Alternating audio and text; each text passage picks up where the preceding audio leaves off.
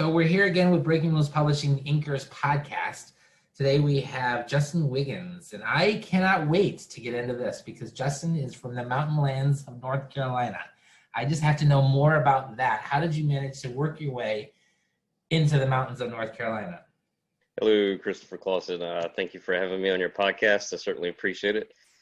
So, very good question. So, I grew up in Eastern North Carolina and went to community college there at eventually East Carolina University, where I was pursuing a bachelor's in English literature. And I didn't finish at East Carolina University. And after that, I did barista gigs for a while through Starbucks, Books A Million, Barnes & Noble. And I really enjoyed it because I love coffee and tea and connecting with people of different worldviews and different cultures. Sure. And I found out that there was a program here in the mountains of North Carolina at a small liberal arts college called Montreat College, which was originally founded by Scotch-Irish Presbyterians. It was originally a retreat center, and then it was an all-female college, and then it was co-ed. Co-ed. Indeed. I think back in the 60s or 70s is when they officially made it a co-ed college. And I went to a C.S. Lewis Inklings retreat here, and it was amazing. I had no idea that, Black Mountain even existed. I had heard of Asheville, and many people talk about it. And I love Asheville. It's a great place. It's funky and weird in a good way, esoteric, and just a great place. And so I ended up going to Montreat College just with the focus in English literature and a C.S. Lewis studies program. And because of being able to do that, I was able to, I kid you not, my first time flying on a plane in my life was 9 hours transatlantic to Oxford, England. And that, it was incredibly amusing to begin with because I didn't know what to expect. And then the rest of the flight was exhilarating. And I had always wanted to see Oxford, where C.S. Lewis and Tolkien and many of writers and friends lived and taught, and that was a life-changing trip. And sure it was. Oh yes, absolutely. And so that last semester I was able to go. It was a very stressful semester because I had to do senior thesis, 17 credit hours. I was working a barista gig, and I was also tutoring through the college, and also I had to write a short paper for the Oxford, England trip, which it eventually became edited, and I included some portions of it in Surprised by Agape. And that same semester, I connected with the publisher in England through the official C.S. Lewis Facebook group. Sadly, when I was there, I didn't get to meet him in person, which we just didn't have time because the trip was, we had a schedule and just didn't have time. And he saw me reference Surprised by Agape, and I just had a little draft form of it published in a little small booklet I did for a creative project for the C.S. Lewis class that I had taken the previous semester. And his name is Grant Hudson, and it's Clarendon House Publication. And he publishes, poetry and nonfiction, philosophy, history, memoir, all kinds of different avenues. Inner Circle Writers magazine, he has that as well. So I really like that it was very diverse, and I really appreciate that. It's not just one particular focus. And he made a dream of mine become a reality by offering me a contract, and I worked really hard. And so all of these amazing things happened when I moved here to the mountains of North Carolina, and I came to have an incredible community. I would meet friends through pubs and that's awesome. Coffee shops and bookstores, and love the beauty of the area. And I've healed in ways that I didn't think was possible here. And it's been absolutely amazing, and I'm very thankful for it all. I get that. I have the same kind of thing with water. I always seem to be living by the water, and it kind of, probably for the same thing with you with the mountain air and whatever, it just kind of rejuvenates you as you go out into it. It's a nature thing, and I have that same kind of feeling. So that's my safe place. So I totally get what you're saying. Why C.S. Lewis? What drew you to that, or to him? So yeah, very good question. So growing up in Eastern North Carolina, I was really thankful to be raised with a religious background, and my family did a really good job, and I'm very thankful for them. My father, biological father, wasn't really there. And so that caused a lot of father abandonment struggles and issues with depression later on. But for a long time, I just had a lot of questions I didn't know how to articulate. And I was an agnostic for a very long time. And I didn't even know how to articulate these questions. But a particular rock band from San Diego, California named Switchfoot, they really had a profound impact on me because I grew up listening to Led Zeppelin and Bob Dylan, Bob Marley, the Beatles, U2, all those great I'm musicians. sorry, how old are you? 31. So your parents let you listen to all this stuff, because that's all music from my generation. So I understand what you're saying. Yeah, and I heard the sounds in the Switchfoot's music, and I love that they didn't have this this is sacred or this is secular. They didn't have that kind of either or approach to music, and they were Christians in a band that wrote for people of all worldviews. And for me, that was really healing because it took a long time for me to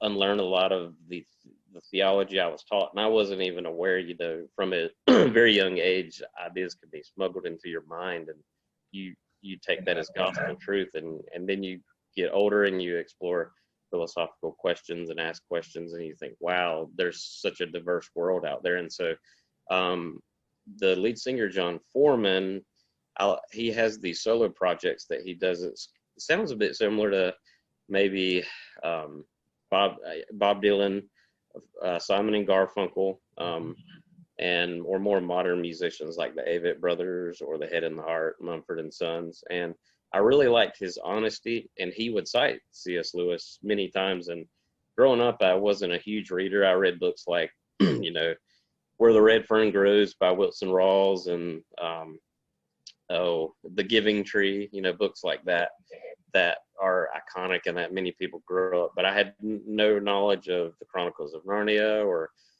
Mere Christianity, the Screwtape Letters, or none whatsoever. There were a few references here and there, but they were very vague. And the way that John Foreman would reference Lewis in interviews, it was really fascinating to me.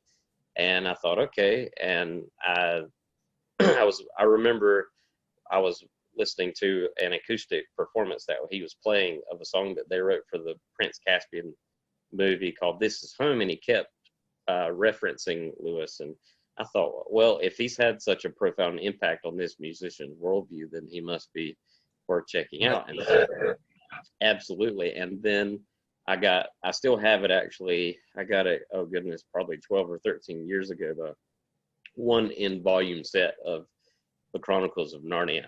And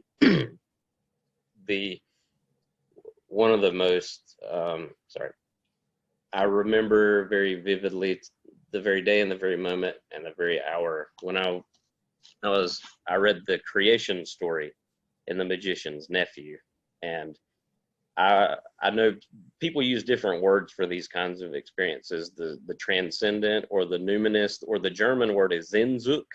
That means yearning and longing, spiritual experience. It's the same thing. And that experience of reading that creation story in this fairy tale written by this Irishman was so powerful to me. And I thought, and I was filled with this yearning and longing and for something outside of myself, and I didn't quite know how to rationalize it or in some empirical way. And I thought, and so many things came together. I realized, so this is why myth and storytelling have been important to us since the beginning. Primitive, our ancestors with the cave paintings that are, 40, 50,000 years old, this innate desire that we have to explore what it means to be human in the form of narrative. And that transformed my life. And I read through all of the other books, and they were very powerful. And then I read anything else I could get my hands on by Lewis. And he helped me to embrace faith, but also in a way where to appreciate people of different worldview perspectives. So whether politically, philosophically, theologically, and that was so freeing. And it helped me also to get, not to throw rocks, but I have a hard time identifying with the modern American Western evangelical sort of culture, because it's just a lot of us versus them mentality, Yeah. and hate, and that Very really Christian oriented, are they? no. And that's the most ironic thing is a lot of it is, you know, this morbid obsession with the afterlife and throwing rocks at people, and not realizing how Christianity is so diverse, and it was really healing to unlearn a lot of the things, and again, not my family, just the kind of culture that I was brought in was Southern Free Will Baptist. Now, everyone doesn't have a negative experience with that, but I did, and I know a lot of people who had a very negative experience with a particular denomination. You know, there were brainwashing and proselytizing and that kind of racket. And Lewis, for me, became this uh, incredible.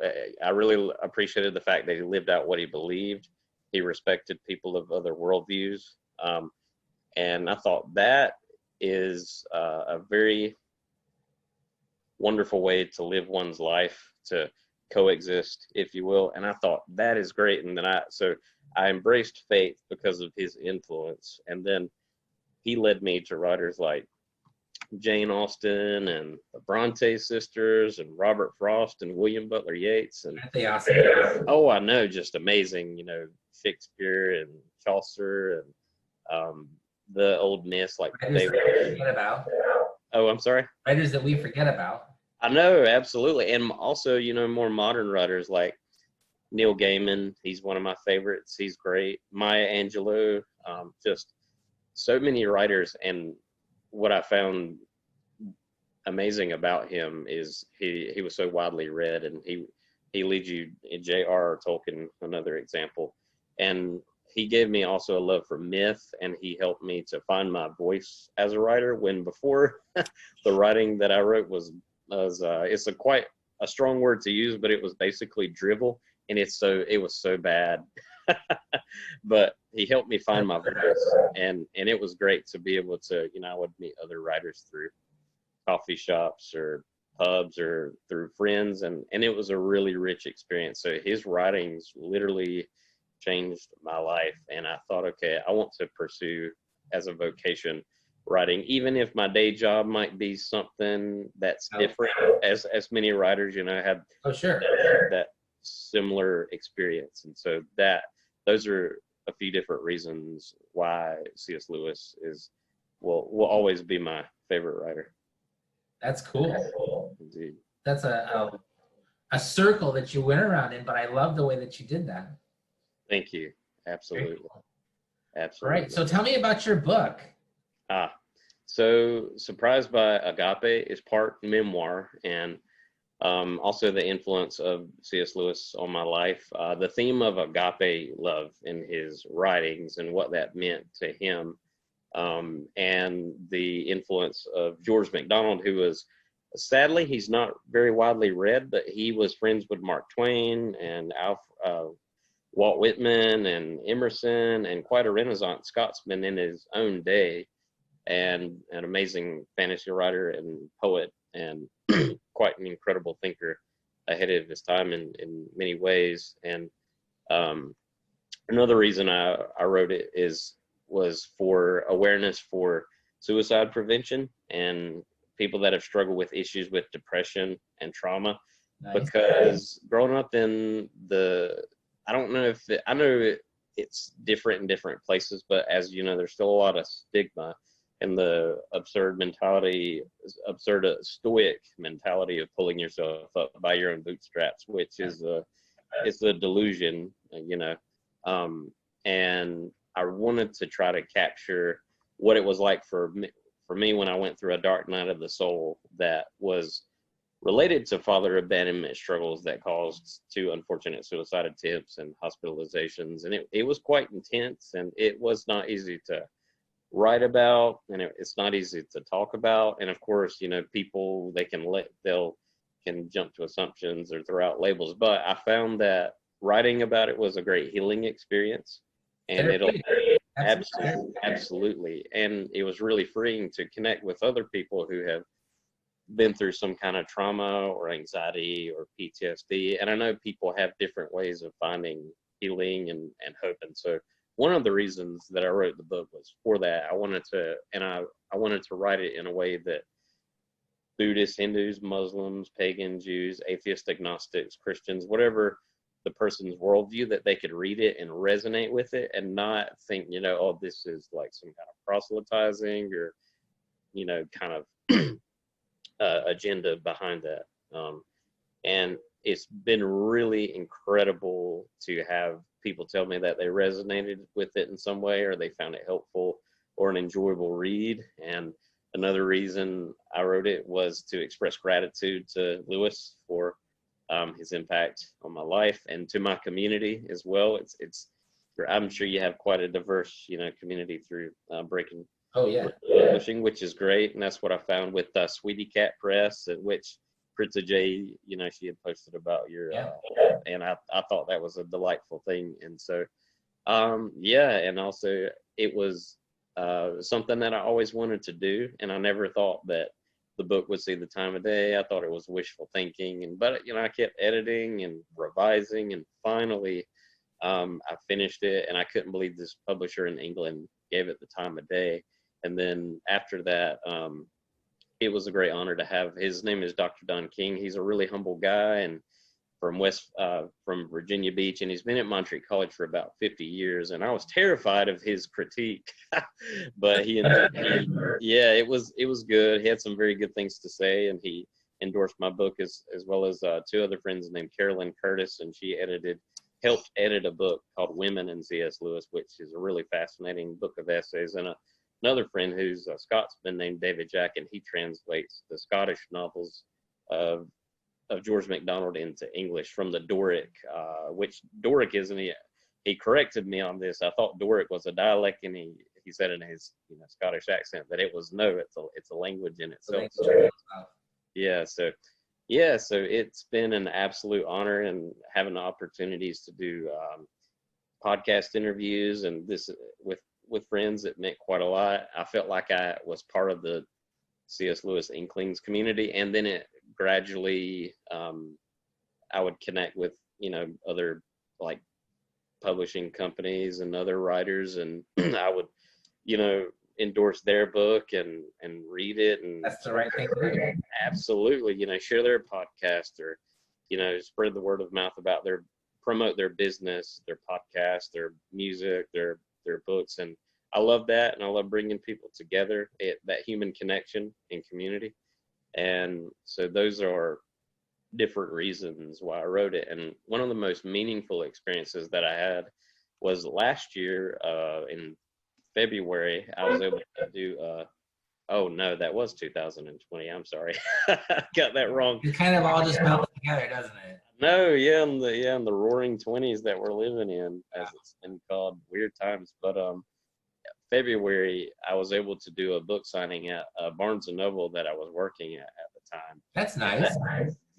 That meant the world, because it was really hard to get the book in some bookstores. Some I was able to get it in some, and the staff at that Barnes & Noble in Asheville put a lot of work and effort towards it, and that meant quite a lot to me. And I really love working there. A motley crew of people. It was wonderful, and that day was one of the best days of my life, because so many friends came out to support me, and it was quite surreal, because I thought, wow, I'm actually able to do a book signing, and these people, they're giving it. I want to read it, yeah. I know, and it meant the world, and I look back on that day with great gratitude and great joy. So that never stops, by the way. Every time you do something like that, it's just a continual thing. Just like every time you write a book and you get the book in your hand, it's so gratifying. And I totally understand what you're saying. When you're going to do a book signing and people are wanting to read what you have to say, or they want to listen to what you have to say, it just fills you with a sense of, I don't know, completion or a compliment. It's a compliment. It just gives you a lot of, I don't know, oomph. It gives you oomph. Yes. The only word I can think of at the moment is oomph. It gives you a lot of oomph to your psyche and really makes you appreciate what you've done. Absolutely. That sense of joy, it's quite an incredible feeling, that's for sure. That's really cool. Indeed. That's really cool. So now we have the book, we have where you live, we have your influencers, and we have the reason. I think we kind of have the reason that you wanted to write. Yeah. Yes, um, absolutely. So, oh, your kid. What was the question again? Reasoning why you wanted to write. We kind of covered that in a sense, correct? Yes, indeed. Good. I like that. So what do Absolutely. you do on a normal basis? What is your normal day? So currently, I work at a Starbucks here in Black Mountain, North Carolina. It's a good gig. It's full time. Benefits are good. I appreciate all the Have you been people that coming I. in before? Oh yeah, yeah. It's a blessing to have a job during this weird time, and it means quite a lot. I really enjoy connecting with people that come in, and I see a lot of the same faces here in Black Mountain, um, and it's always an absolute joy and a delight. So I'm really thankful for the job that I have there. We have a store manager's great. I'd worked for Starbucks in the past and had a good experience overall, and so I do that for work right now, and write for Grant Hudson of Clarendon House, and I've written some short pieces for Sweetie Cat Press Publications, Stephen Lester Carr and Yep. Fritzy J. Amazing community of people, and like what you do through your platform. So it feels like being able to do these things has given me a lot of joy. Also just finished an audiobook. I'm not very knowledgeable for the recording process, but a friend had the equipment and he was kind enough to edit it, and he's currently doing that, and hopefully it will be available around January. So working on those things like that have been really meaningful, especially in this really difficult time that we've all been through with the coronavirus and political turmoil. And This kind of brings me to where I wanted to come next. I was just curious as to how you were marketing your books and yourself, and that kind of tells a little bit of this story. What else are you doing? Because now you're right. Now that we're in 2020 and the roaring 20s, like you said, it's just totally chaotic, and you can't fall back on the regular marketing situation that you were able to do before because that doesn't exist. Now yeah, you've got to come up with something else, and you've got to really think outside the box to get people's attention. I just wondered how you did that. uh, so Instagram, that's been a good platform to use. Facebook, of course, word of mouth as well. You know, I would meet people at uh, the Starbucks I work at. They would express interest in my book, and I would find out their like, for example, one customer that comes in, his brother is a writer, and I said I would be glad to check out his work, and he said, yeah, we'd be glad to read your book. So little things like that. Also, Sweetie Cat Press Publications has been able to give me a more of a marketing platform, which means quite a lot. I've been glad to promote what they do, and as well as the podcast interviews I've done with two other friends, and Clarendon House Publications, of course. So, you know, things like that that have been really meaningful, and of course, I've gladly promoted their work, and it's really been amazing to see the response from people. And you know, friends I would meet, they would tell other friends, "Hey, my friend wrote a book," and they would describe it in a way that was, you know, they were very proud of me for finishing it, and that meant quite a lot. So things like that has meant the world to me, and I've been really thankful. So, do you think this is an interesting question I have to ask you? Do you think that the writing community has changed over this last year? Very good question, indeed. I would say yes to a certain degree because of everyone self-isolating and social distancing. I know according to different states, there are some have more strict restrictions, but I do believe that people have become even more, or people have even had because of the lack of community. Right. People have joined more of these writing communities online. You know, they've taken like master class Like I saw one with Neil Gaiman and other writers that they've advertised. I've seen on Facebook, and for example, also in the one of the most recent books that Sweetie Cat Press published called I the Writer. It's a wonderful book, and there were writers in that one as well as the previous one called Who's Who of Emerging Writers, where some of these writers who for years and years they just maybe they felt inadequate, or someone was really mean or rude and told them that they were wasting their time or something cruel and appalling like that. They said that there were a few I remember writing about how during this really difficult time that they turned to writing, and they were able to connect with all these different writing communities on Facebook and Instagram, and it's been a really great thing. And I know it's not in person and it's not the same, but at least we do have this technology to use in a really good way. And I think to that degree, the writing community has certainly changed. So and podcast, of course, and audiobooks. I mean, there are so many options out there, which is a really good thing. So I did this. I started Breaking Loose Publishing about 5 years ago. And wow. It was one of those things that it took a long time for people to grasp onto the idea that if you were to create a writing community, especially with self-published authors, if you were to create a writing community where everyone was helping to promote and encourage and give knowledge and experience to, then that group would then get bigger and bigger and escalate, and everyone would succeed at the same time. Your numbers are going to continue to grow like this. Then people were holding all of their information so close that they didn't want to give it out, because if I give you my secrets or if I tell you my story, then you're going to take and then you'll do better, and you're going to take my audience away, is where that thought process was. And there still are a lot of people who are that way. If you go on the groups on Facebook and you'll see, and you're trying to communicate with people, and you can see that they're holding back. They're protecting themselves or their information. They don't really want to share too much, because once they do, then the idea that they had in their head is in someone else's mind, and they're utilizing it. So they're out of the box thinking is now taking a different form.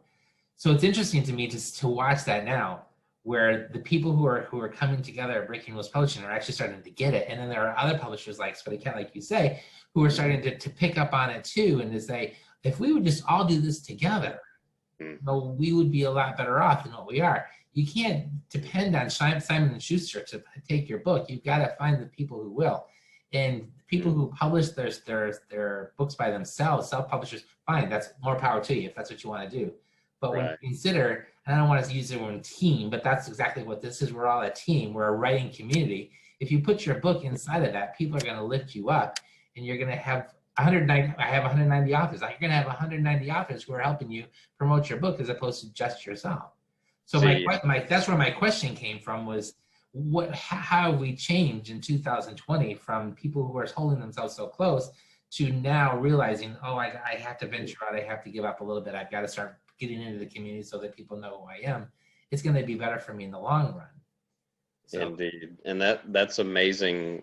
And I'm sure it's been quite amazing for you with having the idea and then thinking, how am I going to go about this, and what will it look like? And now look at the progress you've made and all the people's lives that you've been able to impact, and they've been able to impact you. And it's true. That's an amazing thing. And I really appreciate what people like you do through your platform, because it's all about community and human connection, and that's even more needed in our us versus them divided, polarizing world that we live in. You're right.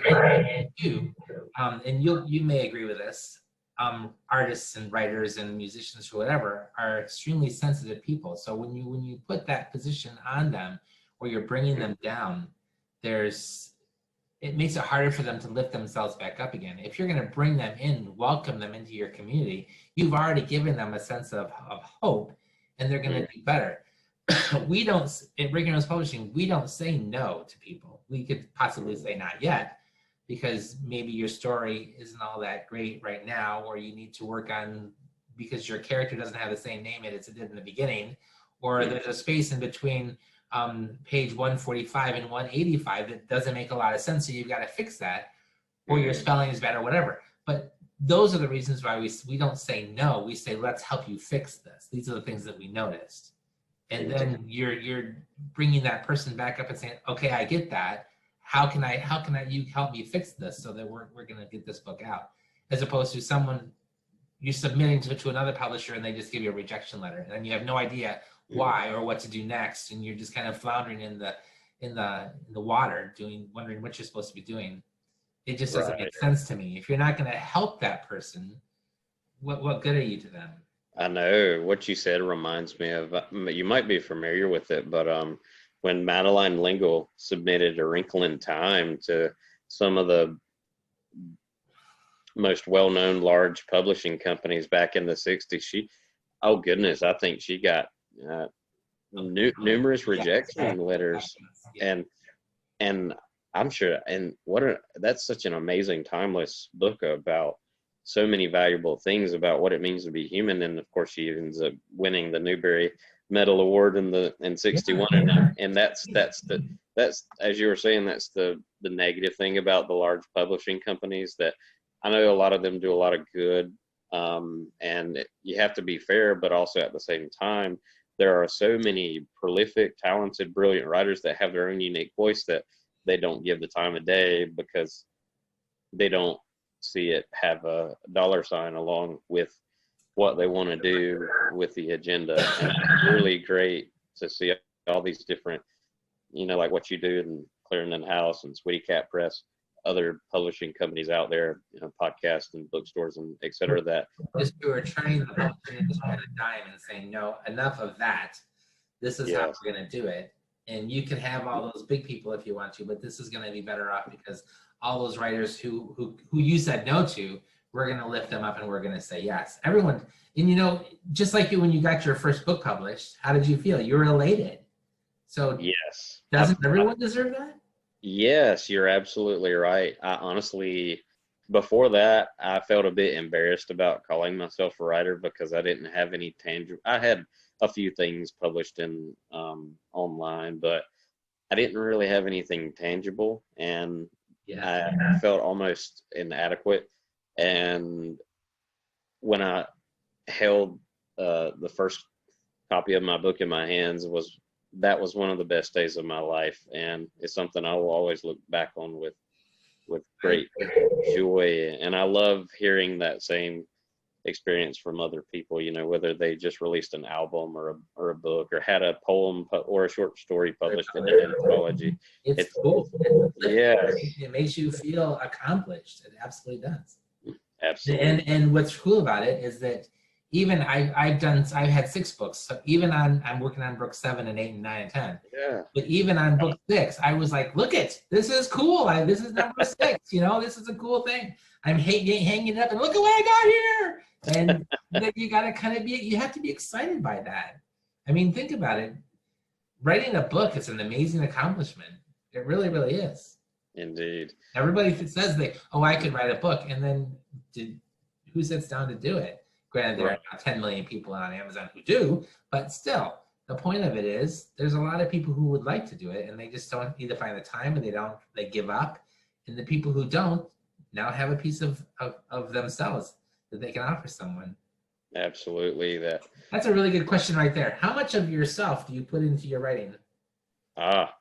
So that was quite tricky with Surprised by Agape. I wanted to be honest about my experiences and not sugarcoat things, at the same time, of course, protecting people's privacy. But it was my own story, and even part of me was a bit worried what some family members would think when I was writing about the particular kind of theology that I don't agree with and that I unlearned.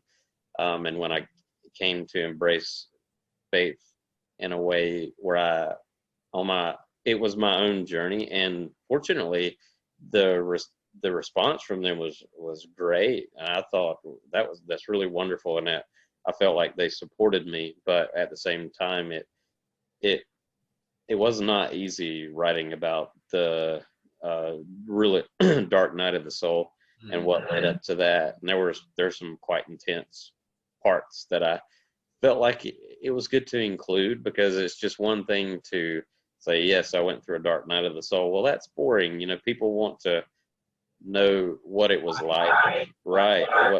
And what it was all about. You were doing it. What did you see, and what brought you out of it? You have to tell people that stuff. Absolutely. So it wasn't easy, but it was very healing, and it meant quite a lot to hear from people tell me about their own experiences with that. Like one friend in England, she is a writer that I connected with through the Clarendon House publications, and her and her family live there in England, and she has a very different worldview from me. And I read her book and reviewed it, and she read mine and reviewed it, and she told me that she really appreciated the honesty that I wrote about that dark night of the soul, and how healing it was to discover this music and literature and art, and the healing power that can be experienced through all of those different art forms. Experiences like that just mean the world. And so, yeah, that was tricky, but looking back, I'm glad that I was that honest and went into some detail about it. And that way, I thought it would be authentic and real, and not just sort of cliche or something dishonest.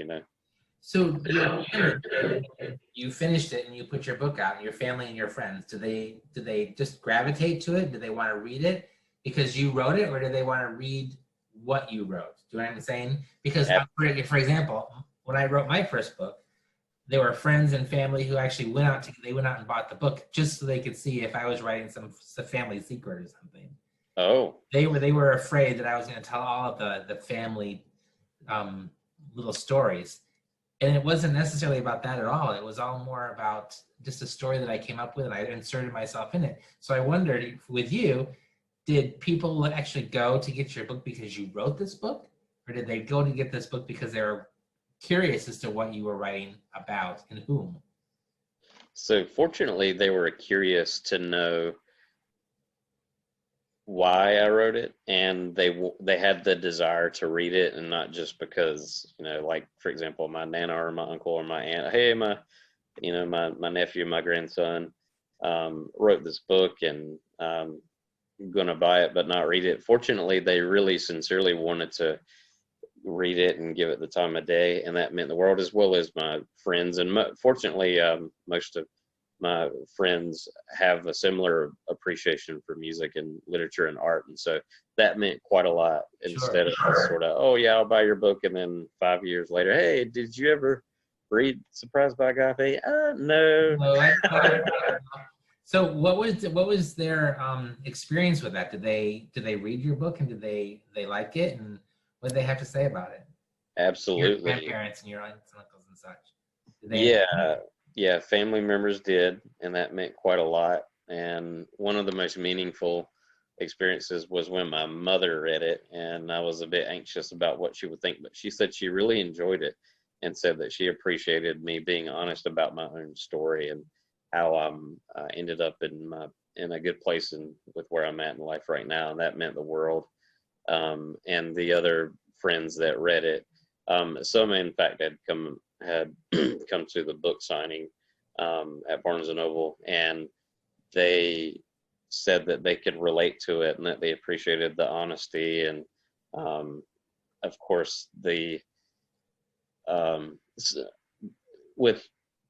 because of the fact that they have similar taste in the same writers, they can appreciate it.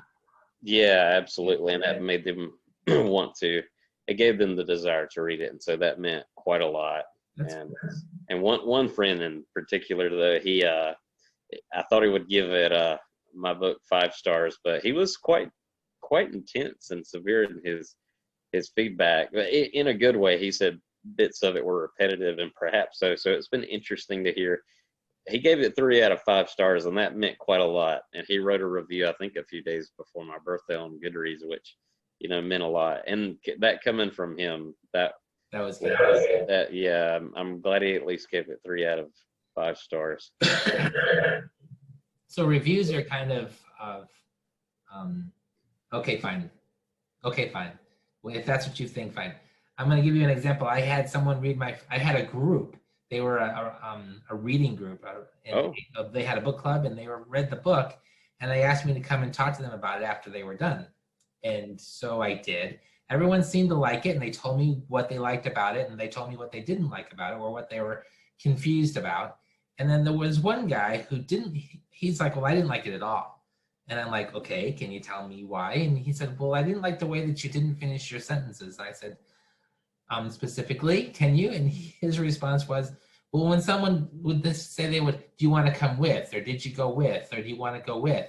He said, "You never said go with me, or come with me, or go with them."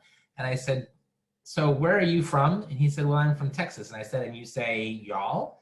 And his response was, "Well, of course." And I said, "So in the book, did I say y'all anywhere?" And he said, "Well, no." And I said, "I wonder if that's because in Michigan, they don't say y'all. They yes. say, do you want to go with?" And he's like, "Are you kidding me?" And I said, "No, that's just something you do up in the northern part of the country. It's just, do you want to come with? You don't say come with me. You said you want to come with." And he's like, "Well, I didn't know, and that's why I didn't like it." And I said, "So now that you know, did you like the book?" And he said, "No, I didn't like it because you didn't finish." And I said, "So if I had put y'all in there, would you have liked it?" And he said, "I probably would have." And I said, "Then we got nothing to say. No, I can't help you with this. If you're stuck on the fact that I didn't put y'all in the book and I put go with instead, I can't help you with that." Oh my goodness. But Sounds at that moment, I was like, reviews only matter to a certain point. If you want to say right. something nice, cool. If you want to say something bad, okay. If you want to tell me why it's bad, okay. But if you just want to say something foolish, or you want to put something silly on there, then I have no time for that. Yeah, that is incredibly annoying and frustrating and immature response. If someone like my friend, he gave legitimate reasons why he thought some parts of it were a little repetitive, but he said overall he enjoyed it, and I appreciated that. Whereas in you're citing the given the example of that individual who didn't understand those cultural differences and Exactly. that causing him not to like the book, you think, what the hell? you know. You gotta wonder. It's true. So what are you working on now? So right now I'm working on an epistolary novel. It's for now has the title of Marty and Irene, and it is inspired by a few different books. One is The Perks of Being a Wallflower. The second book, The Guernsey Literary Potato and Pie Pill Society. And the third is 84 Charing Cross Road. I love the letter form of writing.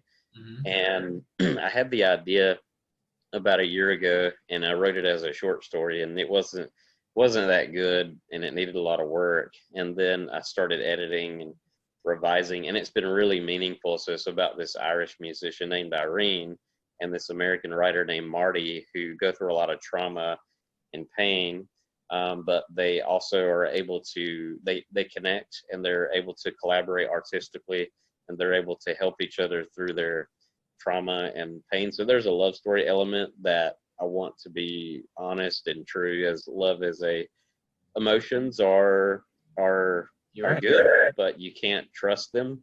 And love is devotion and trust. And so it's been really meaningful to write that. And a friend of mine did the drawing for it. And what was amazing is he drew exactly what I had in my mind for these two characters. So it's been really meaningful to write it. I've thought about self-publishing it. I'm not sure if I want to go down that avenue.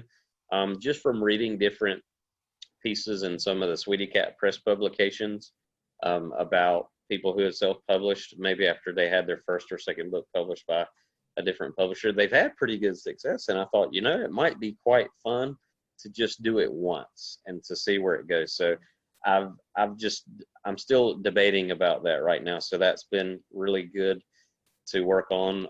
I just finished a short piece called Surprised by Myth and Ink that will be published in To Be or Not to Be a Writer through Sweetie Cat Press, coming out in February. And the cover is interesting. It has a On the front and back, it has someone holding and looking up at a skull. So it's very Tim Burton-like, and I love Tim Burton. You gotta love Tim Burton. So that's coming out in February, and that will be quite exciting. And the most recent short piece is a small poem called "Ode to Books," and it will be published perhaps in February, and it's in a book called Poetica, Volume 2, the Inner Circle Writers Group Poetry Anthology. And the first poem that I ever had published was in the first one. It was called Ode to Oxford in North Carolina. Nice. And so, yeah, working on short, pieces like that and the epistolary novel and finishing the audiobook, it feels good. It keeps me busy. And other than that, I'll read different writers, and I love to reread as well, as I'm sure you do too. So it's always good if you finish a new book to go back and reread an old one. So these things have kept the creative juices flowing, and it's been really good for me. It's reminded me, like Madeline L'Engle gives that emphasis in Walking on Water, Reflections on Faith and Art, you have to write every day, and whatever or if you're a musician or a visual artist, you have to do it every day. And every day is it's not going to be a transcendent experience all the time. You have to do it, even if it's drudgery. So one of the things I try and tell people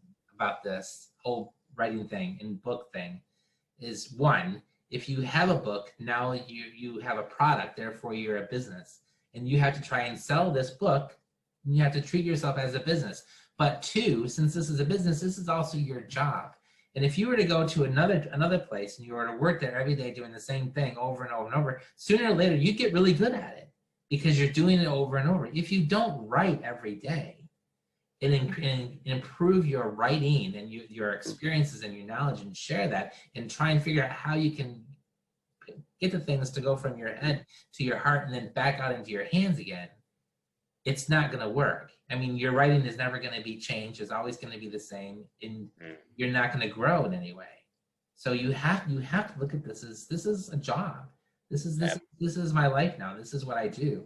I get up and I write every day, and this is what I have to do in order to make one, you're right, it can be therapeutic, and two, it gets a lot of stuff out, and three, this is what I do. I have to make my job better.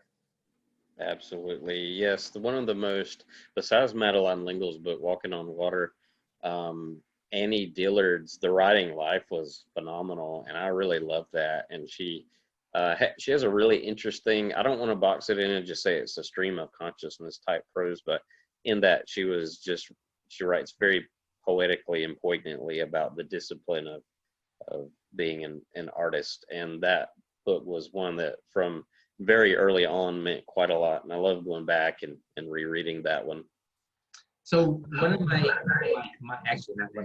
closest friend, Patty, was totally into writing short stories. She writes them all the time, and I never had. I think I was on my fourth or fifth book, and she says, "You need to write some short stories, just because you need to write something else." And I have never. And I thought, I don't want to do that. I don't think I can, because I like to tell everything that's going on in the room. And I don't want to condense myself to like 50 pages. I want to have 300, blah, blah, blah, blah. But she finally talked me into it.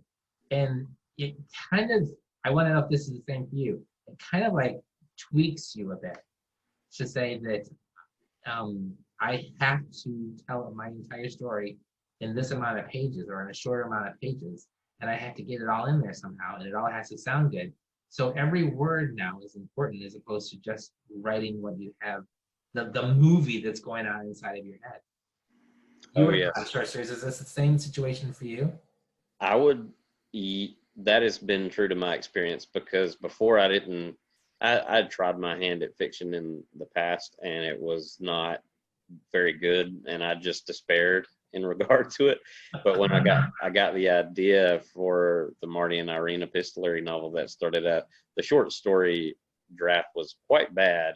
It was not, but at least it was a start, and then it evolved into this, letters and journal entries, and it, as you were saying, you used that word, what was the word you used? It tweaked you a bit. Yes. Yeah. And that it did, and I thought, wow, this is really strange and uncharted territory for me, but it felt quite good, and it felt like I was challenging myself and getting out of the comfort zone of just poetry and Sure. nonfiction. And it's been, yeah, so that has been really helpful. And as you were saying, understanding more of the art form of the short story and leading me to like writers like Mark Twain or Neil Gaiman's. His short stories are absolutely wonderful.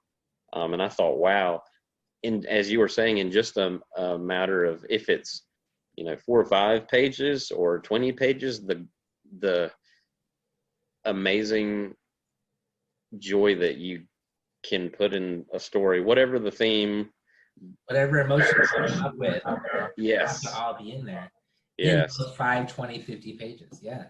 Absolutely. Absolutely.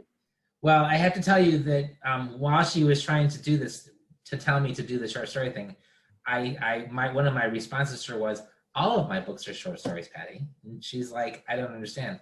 And because the way I like to write is, this is happening here, and then this is happening here, and these people over here are now happening over here. So I have all these little short stories in my book that are about the same thing. It's just that the happenings of the characters that are going along, as opposed to the happenings of 1 or 2 characters that are just flattened out this way. I like knowing what all of the characters are doing all the time, and I make this into this short story collection of readings that actually turns out to be a book. And she didn't even think about it that way, but that's the way I like to write. So when we actually were talking about it, she said, well, if you're doing it anyway, this should be a breeze for you. And I'm like, damn, I failed there, didn't I? And I was just trying to get out. I was just trying to get out of writing a short story, and here she turned it around and got me to do it anyway. So yeah.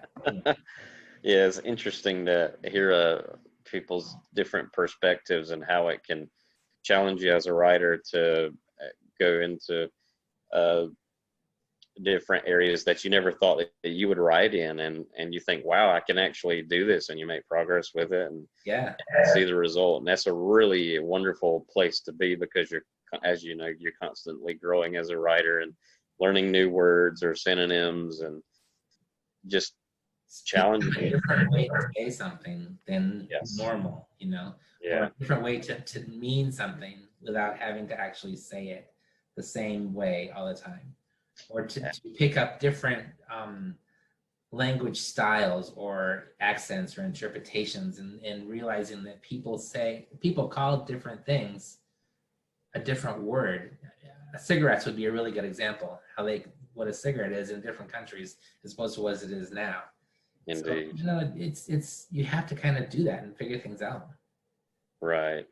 And I think for me personally, a really good example of that from modern day writers, Neil Gaiman. If you take, for example, The Ocean at the End of the Lane is about childhood and a coming of age story, and the mythical element in it is wonderful. And you have a book like that, and his retelling of the Norse myths, and you think there's the mythical elements there, but the man seems to be able to write anything he wants to. And I think now that's a good place to be. And his short stories are, well, there's detective fiction, there's more sci-fi and fantasy and that sort of thing. So it's kind of interesting to see an eclectic, yeah,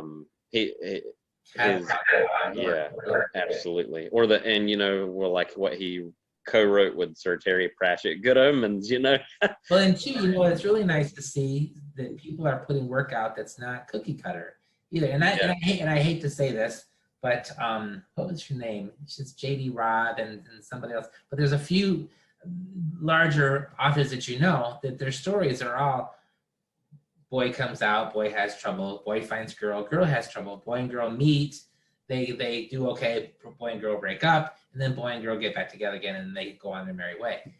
After a while, it's like, come on, can we come up with something else?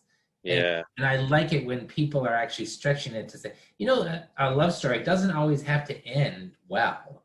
It just has to, the book itself has to end. Whether you want the story to go on is how you end it.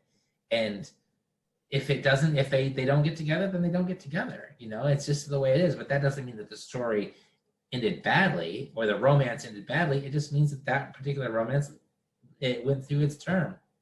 Right. Yeah, it's interesting to see that. when you were talking about that, an example that came to my mind of something that, well, I didn't know even existed as a book, but when I watched The Perks of Being a Wallflower film with a friend and his wife, it was such a powerful story about love and acceptance. And I thought, this is great. And I didn't know it was a book. And then I read the book and I thought, what have I been missing out on? And that to me was a book that explored things that were taboo at the time, but now, there's more openness, and that's a really great thing. And I thought, wow, a work like that is not anything but cookie cutter. And that's something quite revolutionary and different. And no wonder Stephen Chbosky was, I think I pronounced his name correctly. I hope so. He was able to make a film because the book was so successful, Yeah. Yeah, and Good Omens, there's a TV series, and look at the actors that they got to star. Yeah, you're right. It's just amazing. And it just depends. There are like we were talking about before, there are so many good stories that are out there that if you don't give them the opportunity to be published so that people can read them, just because you're not one of the major five doesn't mean that the book doesn't deserve to be written and doesn't deserve to be read or published. So it's good that we have these different avenues that we can actually go on. Hopefully, the smaller presses are going to start to expand a little bit more. For me, I don't necessarily have to be huge. I just want the community that I have to be working, and the cog to be moving around so that everybody knows what's going on and everybody can uplift each other and everyone can grow at a good rate. We'll see how that all works. So far, we're doing pretty good. Indeed, and I'm quite hopeful about that all as well. It as you were saying, it appears as if the different smaller publishing companies are growing and continuing to bring in diverse writers and artists. And I mean, there's the podcast boom. Like, this is an example. It's absolutely amazing, and I'm very glad to see it. And I'm quite hopeful that it will continue to get better and better and grow more of a community. We have, I'm not sure if you're aware, but we have an author salon usually about twice a month.